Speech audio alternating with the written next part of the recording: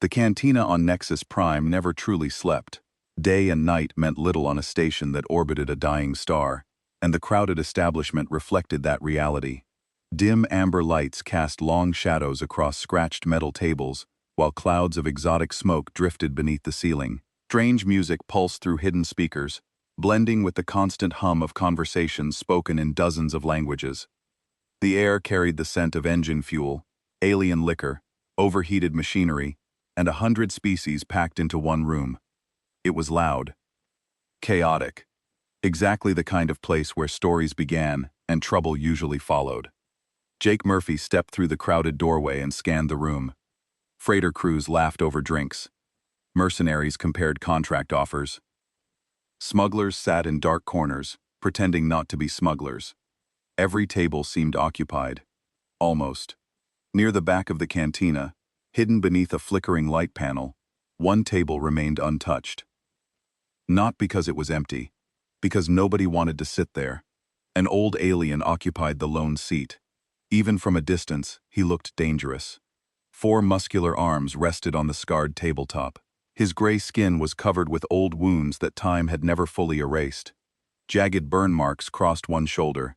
Deep blade scars ran down 2 of his arms. One antenna was missing entirely. The veteran stared silently into a half-empty glass filled with glowing blue liquid. A soldier. That much was obvious.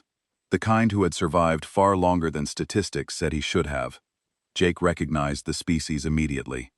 Corvani. And judging by the scars, a veteran of the frontier wars.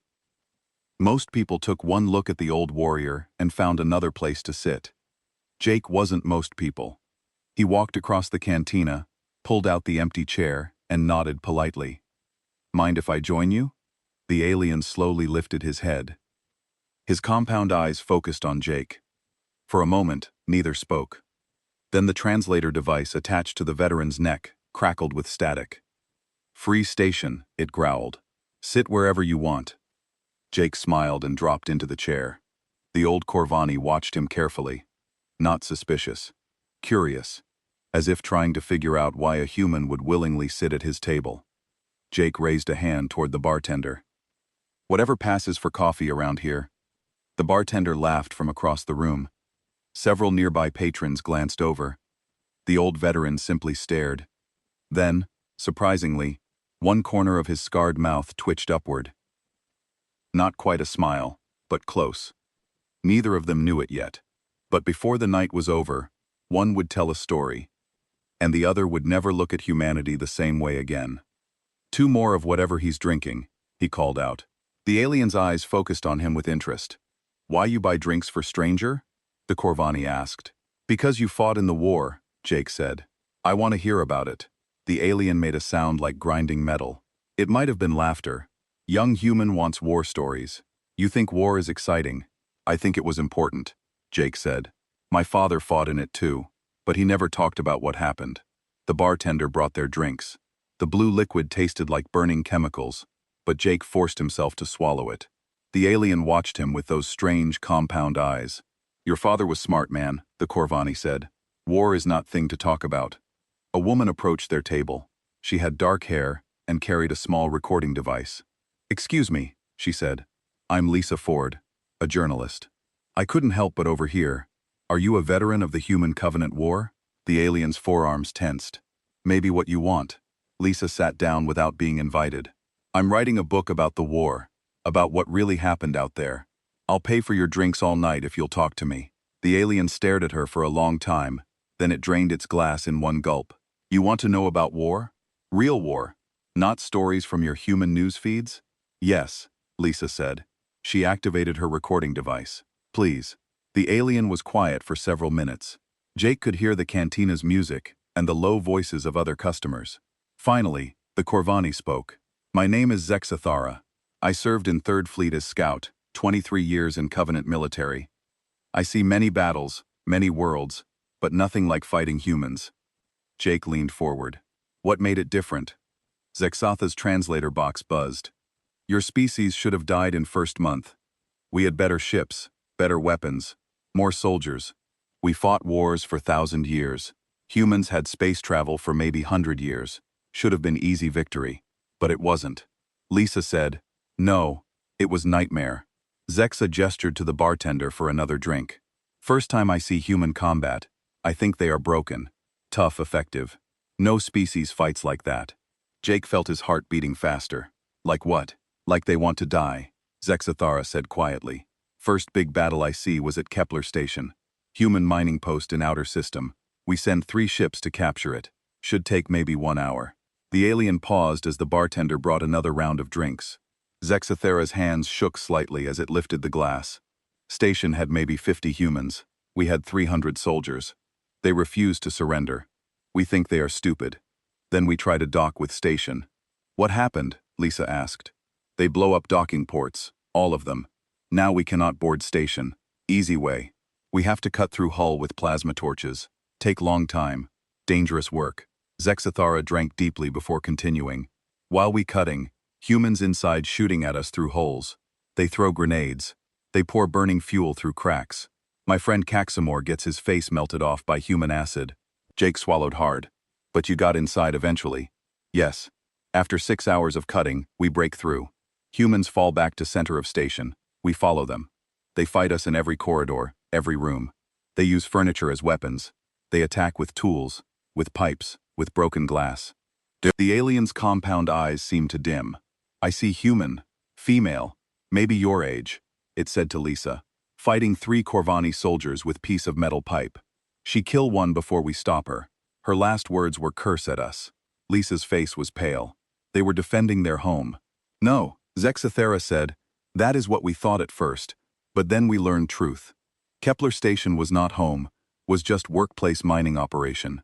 Most humans there, they not even from same planet. They die for strangers."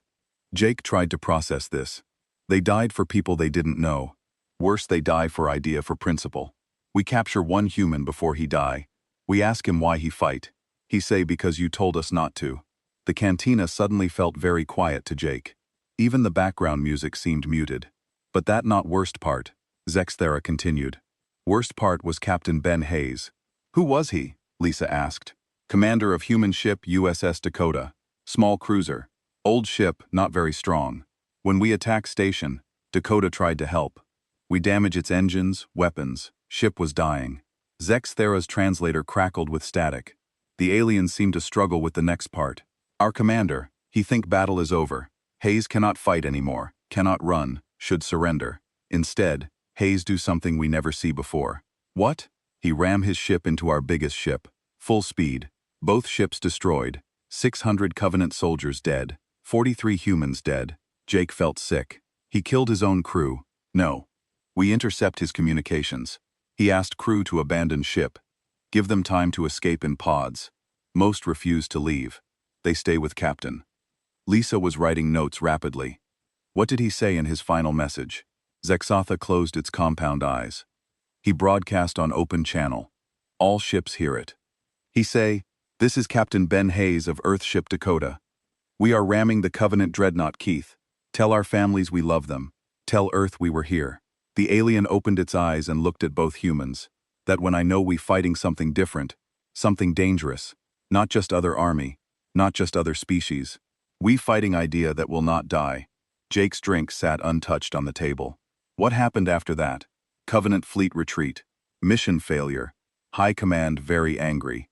They think local commander was incompetent. They not understand what really happened." Which was Lisa prompted. "Humans show us they rather die than lose. Not just some humans. All humans. Every human we fight after that. They fight same way like death is better than defeat." Zexthara finished its drink and stared at the empty glass. "That first battle, we lose 3 ships and 600 soldiers to capture empty station. Humans evacuate everything valuable before we arrive. We get nothing but dead rock and bad dreams." The alien stood up slowly. Its forearms moved with obvious pain from old injuries. "You want more stories?" it asked. "I have many. Each one worse than last. Each one show you what your species really is." Lisa nodded eagerly. "Please, people need to know."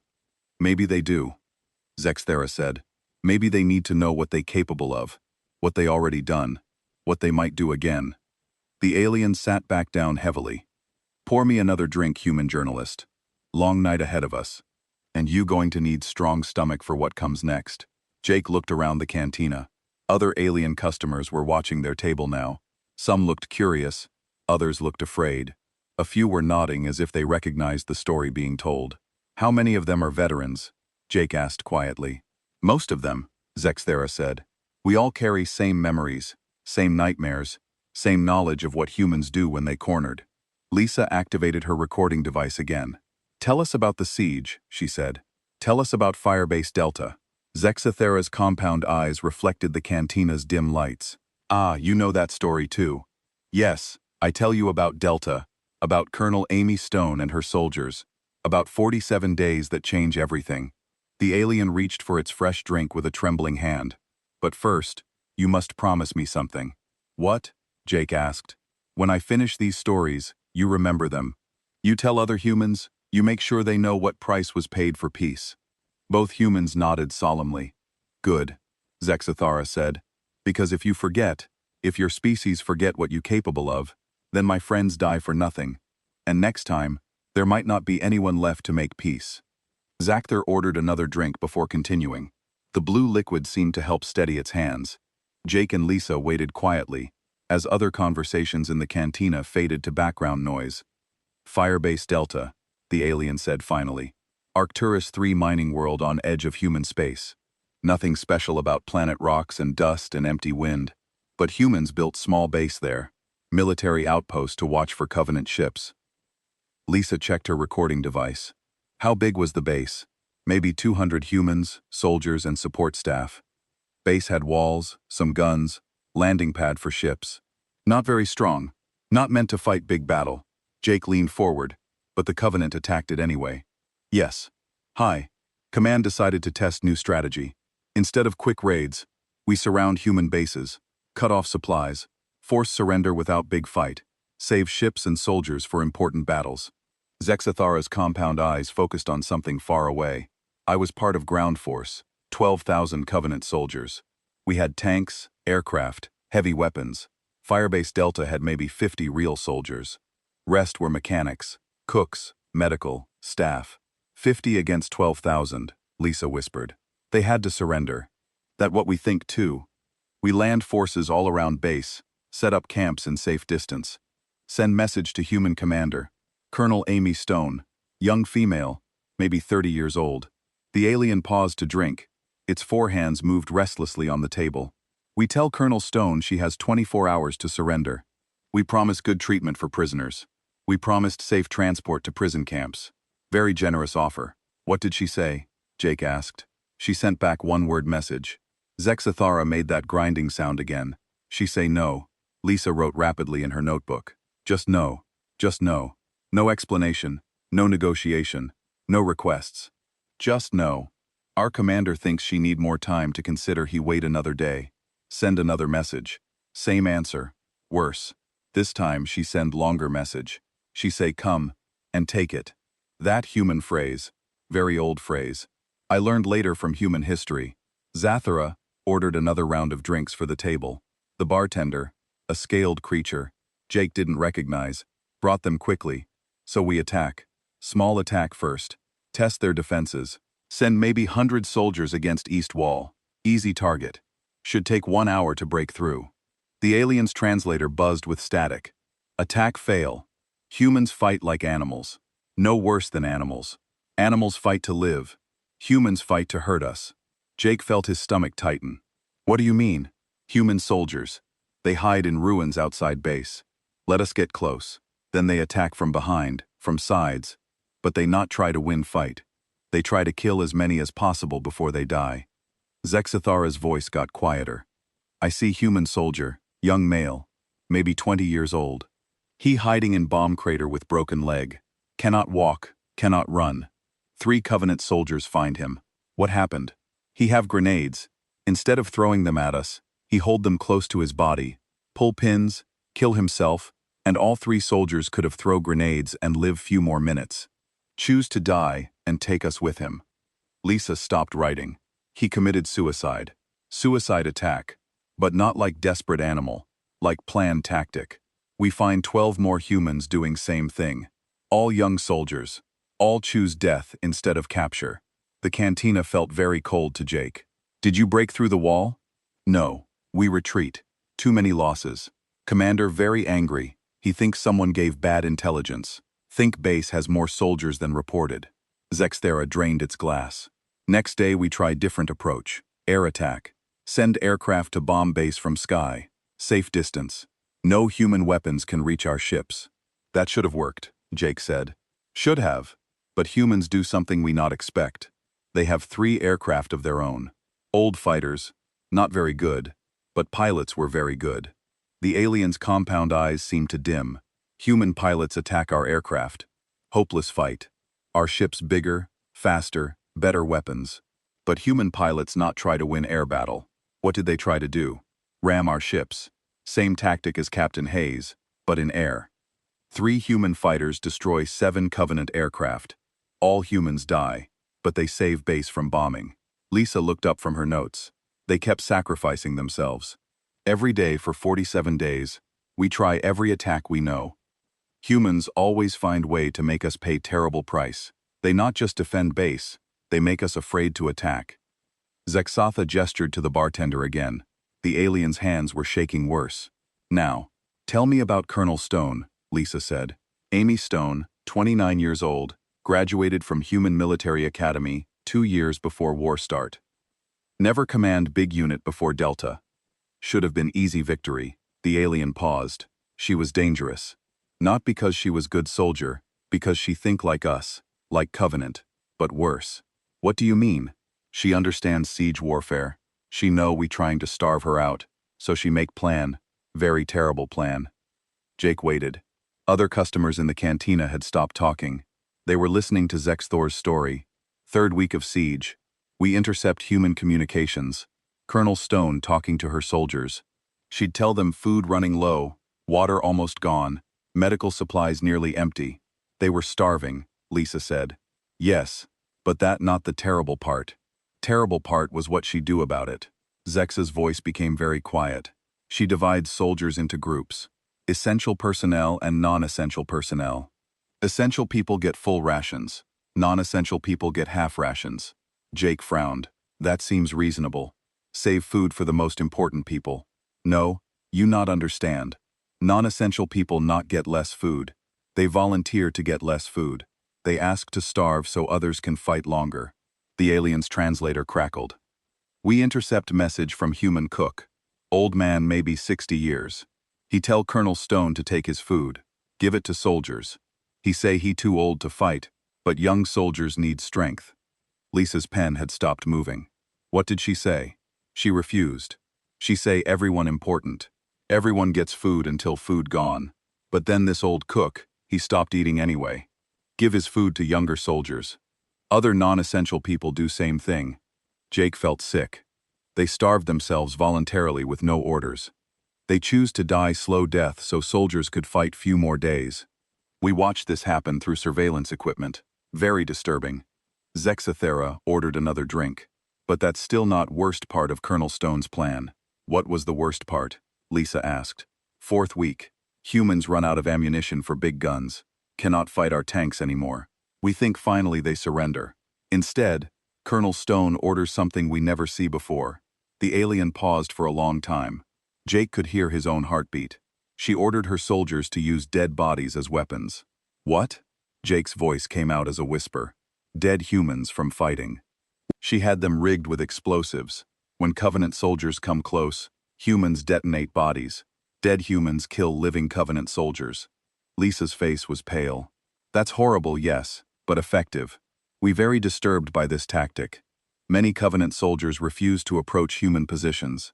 They afraid of dead humans as much as living ones. Zexathara's compound eyes reflected the cantina lights. But Colonel Stone not finished. She have more terrible ideas. More. Jake could barely speak. Week 5. Humans running out of everything. Food, water, ammunition, medical supplies. Normal army would surrender. Colonel Stone's army fight harder. The alien's 4 hands gripped its glass. She divide base into sections. When Covenant soldiers break through outer wall, humans fall back to second wall. When second wall break, they fall back to third wall. But they not just retreat. What else? They booby-trap everything.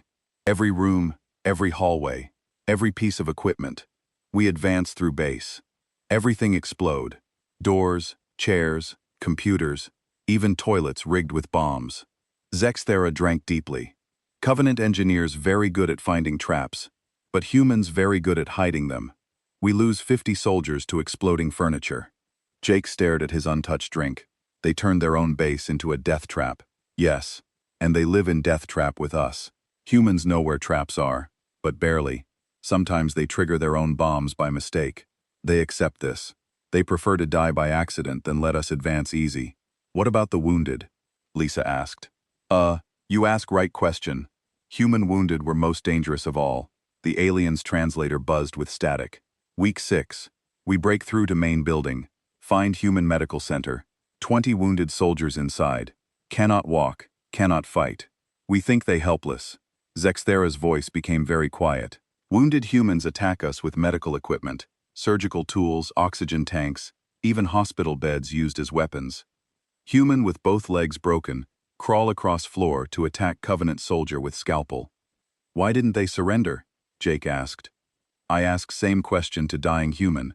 Young male, maybe 18 years old. Lieutenant Rick Palmer. I find him in corridor bleeding from many wounds. I asked why he not surrender. The alien paused. He looked at me with human eyes. Very blue eyes. I remember. He say because you think you can make us quit. But we never quit. We rather die than quit. Lisa wrote rapidly. What happened to him? He died fighting. Use combat knife when rifle break. Use bare hands when knife break. Kill 12 Covenant soldiers before we stop him. Never surrender. Never ask for mercy. Just fight until dead. The cantina had grown quieter as Zexthera's stories continued. Jake noticed that several alien customers had moved closer to their table. They pretended to drink, but Jake could tell they were listening. Lisa ordered another round of drinks for everyone. Sergeant Pete Collins, Zexthera said after a long pause. Human Special Forces, most dangerous individual I ever encounter in war. Jake leaned forward. You fought him personally? I hunt him for 8 months. 8 months of nightmares. The alien's 4 hands wrapped around its glass.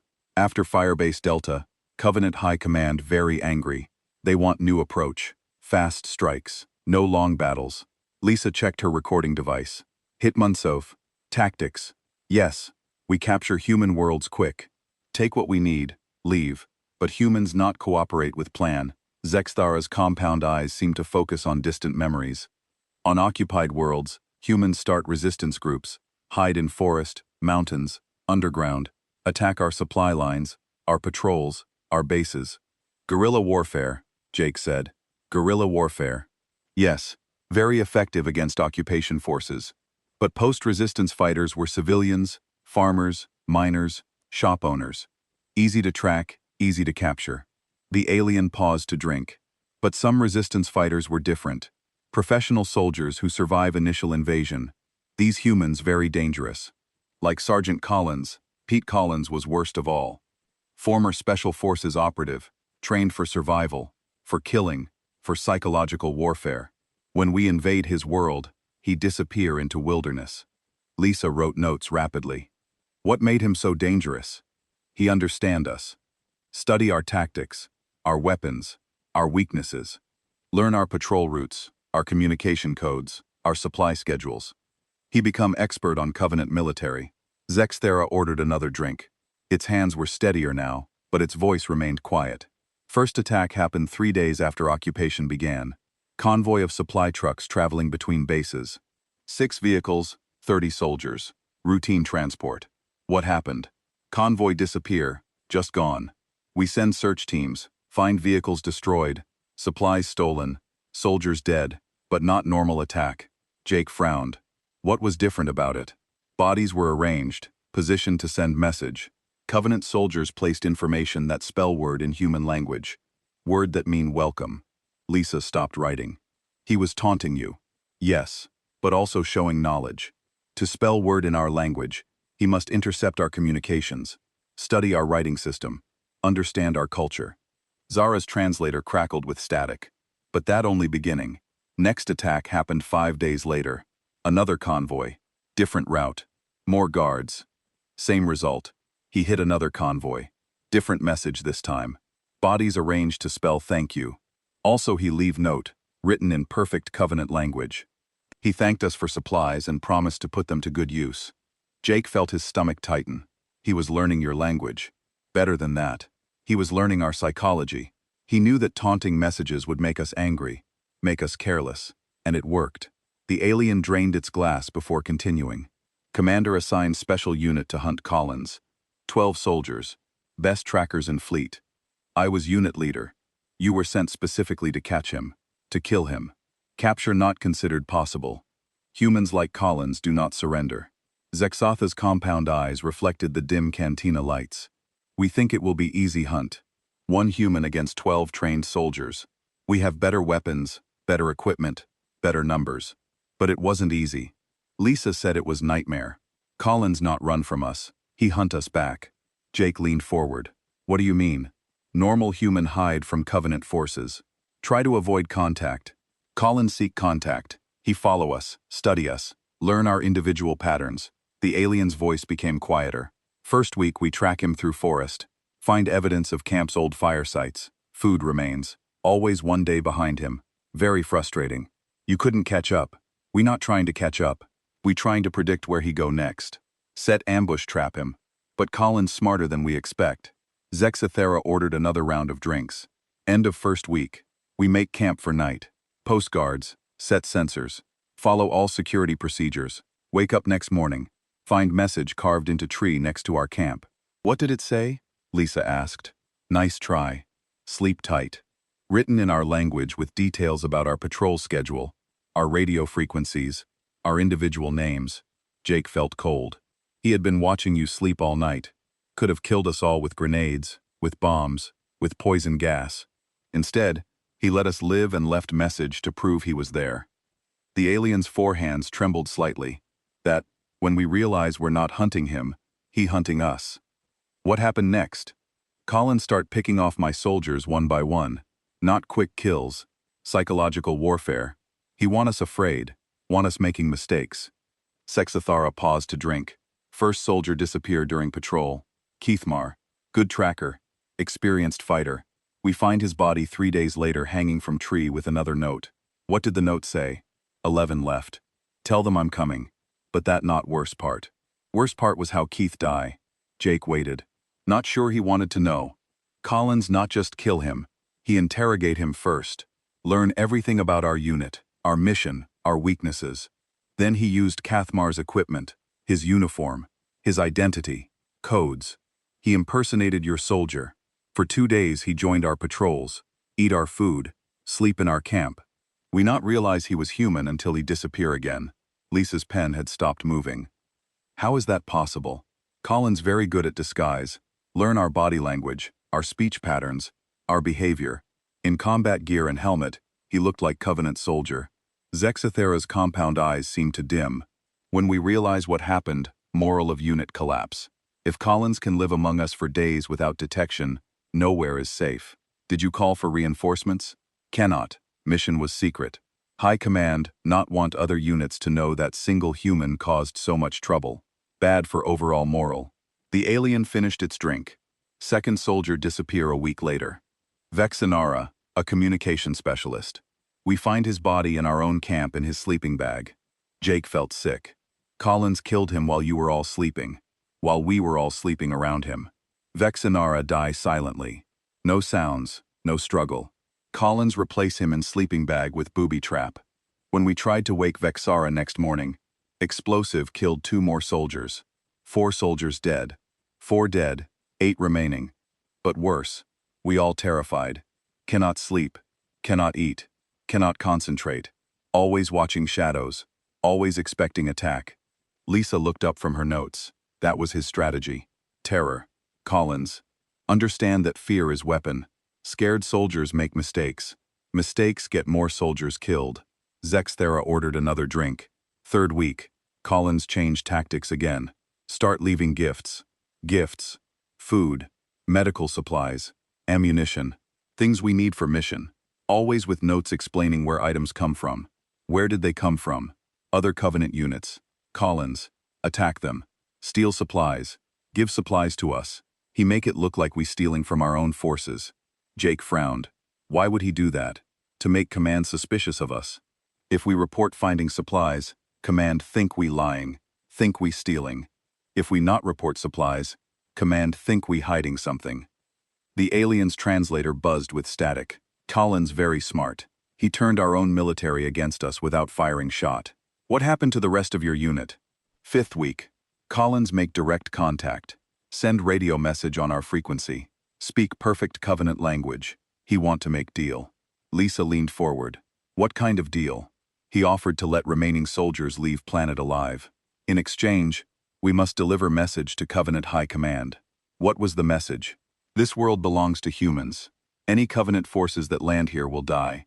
Send more soldiers if you want more dead soldiers. Pete Collins. Earth Special Forces. Zexthera's compound eyes focused on something far away.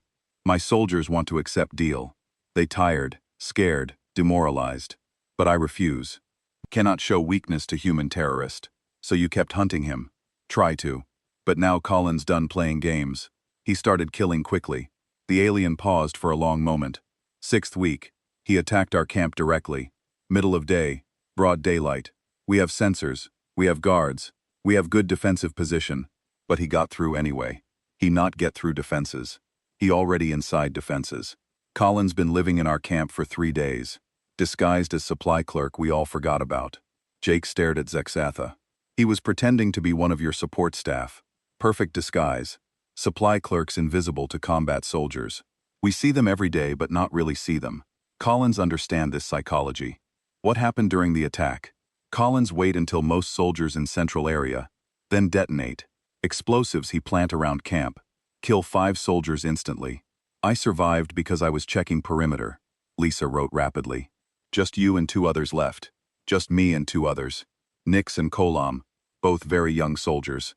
First combat assignment. They completely broken by this point. Sexathara drained its glass. Collins could have killed us all during explosion. Instead, he let us live. Want to continue game. Why? Because 3 terrified soldiers tell better story than 3 dead soldiers. Fear spread faster through army. Then news of victory. The alien's voice became very quiet. 7th week Collins sent final message. He say hunt is over. The cantina had become very quiet. Jake noticed that even the background music had stopped. Other alien customers sat motionless at their tables, drinks forgotten.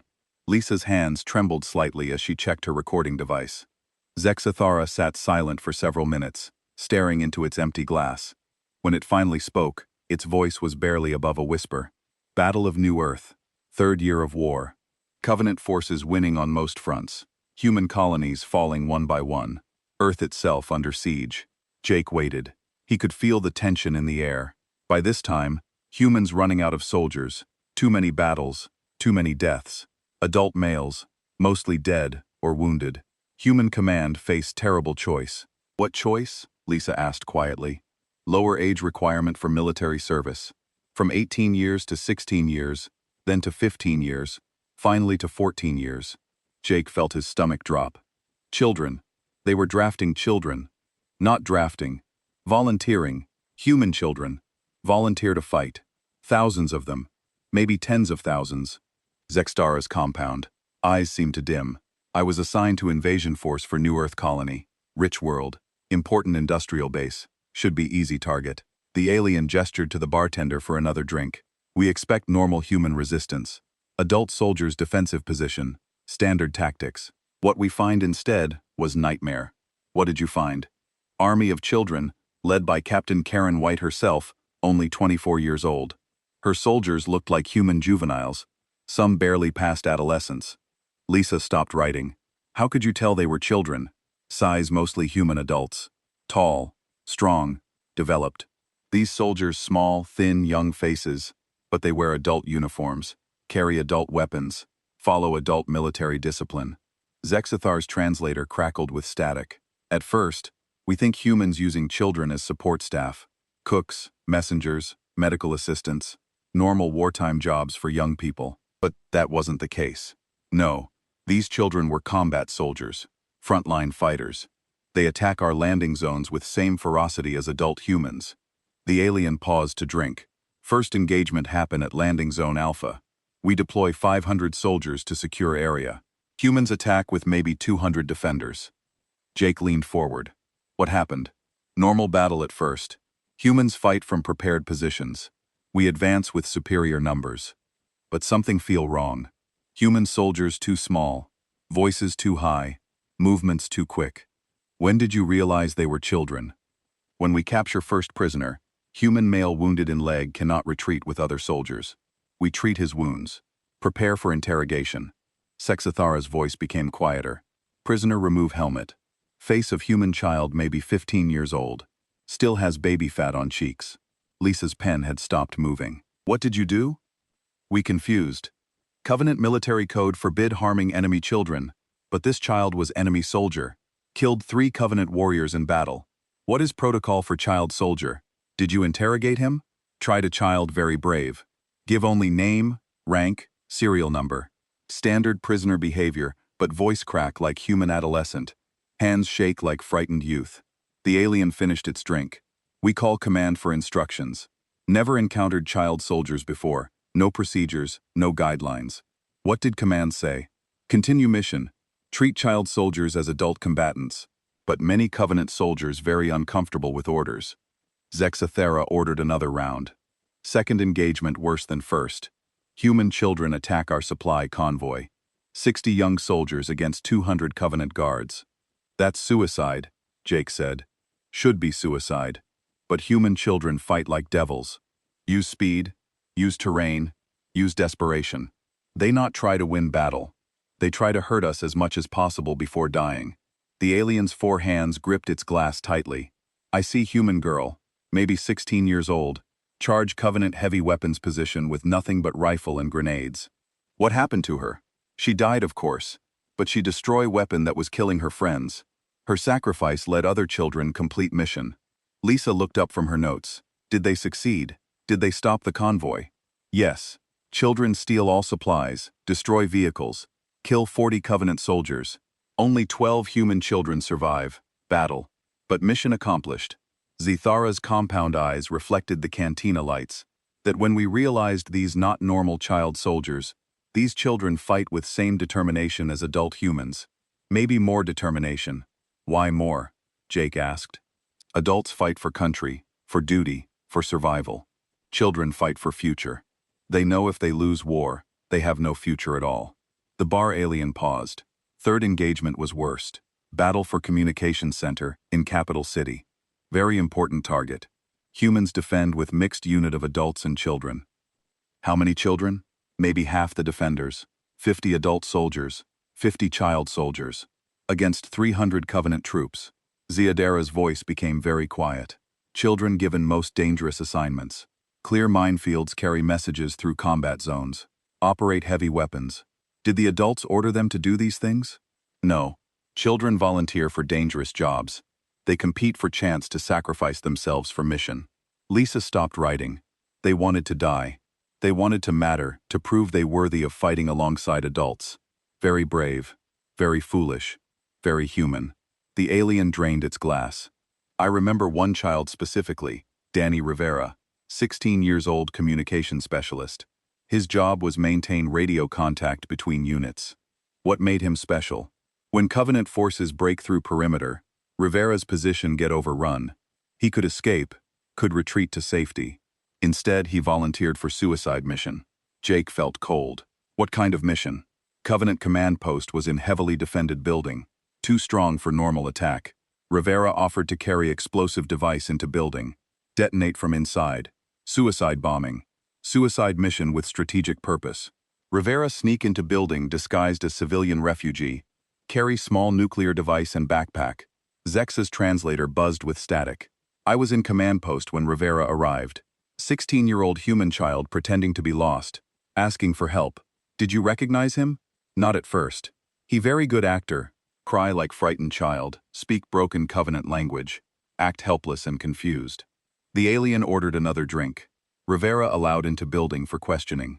Standard procedure for civilian refugees. We think he have information about human defenses, but he had a bomb. Small fusion device, very sophisticated. Timer set for 30 minutes. Enough time for Rivera to get information and escape. or enough time for lengthy interrogation. Jake leaned forward. What happened during the interrogation? Rivera, answer all questions honestly. Give detailed information about human positions, troop numbers, defensive plans. Very cooperative prisoner. He betrayed his own side. No. He give outdated information, false locations, fake plans. But he deliver information convincingly. Keep us distracted for 28 minutes. Lisa wrote rapidly. 2 minutes before the bomb went off. Rivera, tell us about bomb with 2 minutes remaining. Give us choice. Evacuate building or try to defuse device. Zexathar's compound eyes seemed to focus on distant memories. He explained that bomb cannot be defused. Too sophisticated, too well hidden. Only choice is evacuation. Did you evacuate?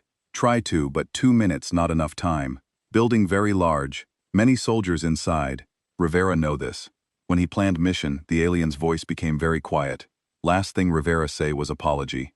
He's sorry for lying, sorry for killing us, sorry for being enemy.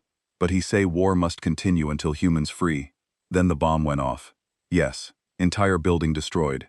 Rivera. 50 Covenant soldiers and all our communication equipment. Very successful mission for 16-year-old child. Jake stared at his untouched drink. How many more children were there? Hundreds, maybe thousands. All volunteers, all willing to die for cause they probably not fully understand. Zexathera finished its drink. Worst part was their songs. Songs human children sing while fighting. Old songs from human history. Something about battle hymns and republics. Very disturbing to hear children's voices singing about death and glory. Lisa looked up. The battle hymn of the Republic. Yes, that one and others. Children know all words. Sing in harmony, even during combat. Like choir of death angels, the alien's translator crackled. Final battle for New Earth. Children and adults fight together in last defensive position. 200 humans against 800 Covenant soldiers. Were they surrounded? Completely. No escape possible. Normal army would surrender. Human army children included. Choose to charge our positions. Zexathera's forehands trembled. 200 humans running directly at our defensive line. Adults and children mixed together. All singing that battle hymn song. What happened? We kill them all. Every human soldier die in final charge. But they break our line, destroy our equipment, kill 300 Covenant troops. The alien ordered another drink. After battle, we walk through human positions, find personal items of dead children, pictures of families, school assignments, toys from childhood. Jake felt sick. They were just kids. Kids with rifles and grenades and determination to die for their species. Most disturbing enemy we ever face. Lisa's hands shook as she wrote. Did this change Covenant strategy? Yes. Many Covenant soldiers refuse to fight human children, request transfer to other fronts. Some desert ante. The cantina was completely silent now. Even the bartender had stopped moving. Every alien in the room sat perfectly still, waiting for Zexathera to continue. Jake realized he was holding his breath. Sol system, Zexather said finally. Earth's home system. Last human stronghold. Covenant High Command, decide to end war with final decisive battle. Lisa's recording device hummed quietly on the table. How big was the invasion force? Largest fleet in Covenant history. 6,000 ships, 2 million soldiers, every available vessel from every member species. Enough firepower to destroy entire star system. The alien's 4 hands wrapped around its glass. I was aboard flagship Eternal Truth with Fleet Commander Yashkara. Best positioned to observe final human defeat. Jake leaned forward. What did you expect to find? Broken human fleet. Maybe few hundred ships. Desperate last stand around Earth itself. Quick victory, then occupation of human homeworld. The Thara's compound eyes seemed to focus on distant memories. What we find instead was impossible. Entire solar system turned into fortress. How? Every asteroid armed with weapons. Every moon converted to gun platform. Every planet surrounded by orbital defense stations. Humans spent 3 years preparing for our arrival. The alien paused to drink. But that not most shocking part. Most shocking part was human fleet composition. Lisa wrote rapidly. What do you mean? No proper warships. Humans had lost all their military vessels in previous battles. Instead, they used cargo ships, passenger liners, mining vessels, construction platforms, civilian ships with military weapons attached, very crude modifications. Very dangerous to operate. But humans not care about safety. They only care about fighting. Zexthar's translator crackled with static. Human fleet commanded by Admiral Carl Morrison from retrofitted cargo hauler called New Hope. Not impressive warship, but Admiral Morrison very determined man. What was his strategy? No strategy possible against 6,000 Covenant ships. Humans know they cannot win military victory. So they choose different approach. Jake felt cold. What approach? Total destruction. If humans cannot have solar system, no one can have solar system. The alien's voice became very quiet. As Covenant fleet approach Earth, we receive communication from Admiral Morrison. Simple message broadcast on all frequencies. What did he say? He said, Covenant forces. This is Admiral Carl Morrison of Earth Defense Fleet. You are not welcome in this system. Withdraw immediately or face consequences. Lisa looked up from her notes. That's all. Fleet Commander Yashkar, a fine message. Amusing. He responded with standard surrender demand. Give humans 24 hours to lay down weapons and submit to occupation. Zexthera finished its drink. Admiral Morrison sent second message. Much longer this time. Much more disturbing. What did it say? He explained human position. Earth Defense Fleet cannot defeat Covenant Armada. Human colonies already lost. Human species facing extinction. But humans still have one choice remaining. The alien ordered another drink. Morrison. Say humans can choose manner of their death, die as slaves, or die as free beings. Humans choose freedom. Jake waited. Other aliens in the cantina leaned forward to hear better. Then Admiral Morrison explained human final weapon, stellar manipulation devices planted throughout Sol systems. Sun. Enough explosive power to destabilize star itself. Lisa's pen stopped moving. They were going to blow up their own sun. Threat seemed impossible. No species ever attempt stellar destruction. Technology required would be beyond human capability. Sexether's compound eyes reflected the cantina lights, but human message include technical specifications, detailed plans for stellar manipulation, mathematical calculations for chain reaction process. Were they bluffing? Fleet science officers analyze human data. Calculations were correct. Technology was feasible. If humans activate devices, Star would go supernova within 6 hours. The alien's voice became barely audible. Supernova would destroy everything in system. All human worlds, all Covenant ships, all life within 50 light-years. Jake stared at Zexathara. They would kill themselves to stop you. Not just themselves, they would kill us too. 2 million Covenant soldiers, 6,000 ships, including every senior commander and fleet. That's insane. That's human. Admiral Morrison made clear that humans prefer mutual destruction to surrender. He give Covenant fleet 1 hour to withdraw or face complete annihilation. Lisa wrote frantically. What did your commander do? Fleet Commander Yashkara not believe threat at first. Order probe ships to scan Sol Star for human devices. Sexathara paused to drink. Probes confirm human claims. Stellar manipulation equipment detected throughout Star's corona. Devices were real, functional, and armed, so it wasn't a bluff. Not bluff. Humans actually build doomsday weapon, capable of destroying their own solar system. And they willing to use it. The alien's translator buzzed with static. Admiral Morrison sent final message 30 minutes before deadline. Personal communication to Fleet Commander Yashikara. What did he say? He explained human reasoning. Humans fight for 4 years, lose billions of people, watch colonies burn, cities destroyed, children killed. War already cost everything humans care about. Zexathar's 4 hands trembled. Morrison say humans have nothing left to lose. Death is better than slavery. Freedom is worth any price, including extinction. Did he sound crazy? Desperate? No. He sounded calm, rational, completely determined like human making normal business decision. Very disturbing conversation. Jake felt his stomach turn. What happened next?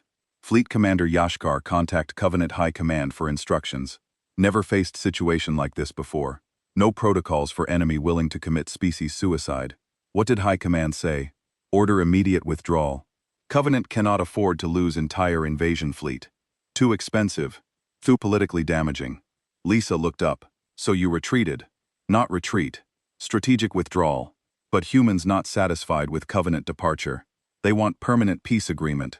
Zaxthera's compound eyes seemed to focus on something far away. Admiral Morrison, invite Fleet Commander Yashikara to peace negotiations on neutral space station. Did he go? Yes. Very strange meeting. Human Admiral arrived with small escort. Covenant Commander bring full security detail, but humans completely relaxed, like they already won war. The alien finished its drink. Admiral Morrison explained human terms for peace. Very simple. Complete Covenant withdrawal from human space.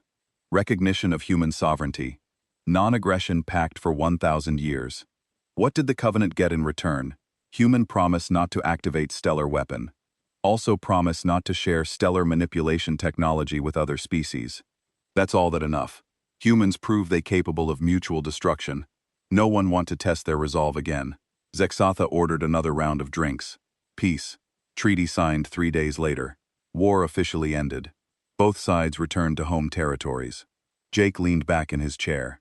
Just like that. After 4 years of war. Just like that. But peace. Not end of story. Real story begin. After war ended, Lisa activated her recording device again. What do you mean? Years after peace treaty, Covenant intelligence investigate human claims about stellar weapon. Want to verify technology really existed? What did you find? Nothing. No stellar manipulation devices, no doomsday weapon, no equipment anywhere in Sol system. Jake stared at the alien. It was all fake. Not fake. Impossible. Technology required for stellar manipulation beyond human capability at that time would take maybe 100 years to develop. But your probes detected the devices. Probes detect what humans want us to detect. Very sophisticated deception. Fake sensor readings. Planted evidence. False technical specifications. Zextheros. Compound eyes seem to dim. Admiral Morrison bluff with non-existent weapon, but bluff so convincing that Fleet Commander Yashkara believe it completely. Lisa stopped writing. The greatest bluff in galactic history. Greatest bluff ever attempted. Humans convinced superior enemy to surrender by threatening impossible action. The alien's voice became quiet. But here is strangest part. After investigation, reveal deception.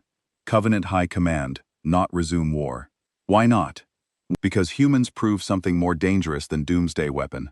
They prove willingness to attempt impossible things. Jake frowned. I don't understand. Think about it. Humans not have stellar manipulation technology, but they convince themselves they could build it if necessary. They believe in their own impossible bluff. Zexathara gestured around the cantina.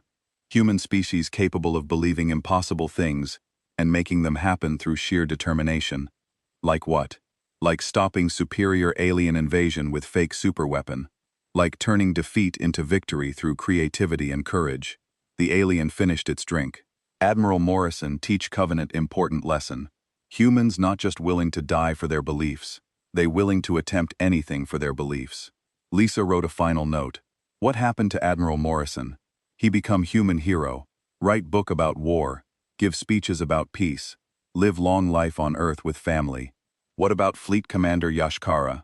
He resigned from military after war. Cannot handle shame of being defeated by human deception. Spend rest of life studying human psychology.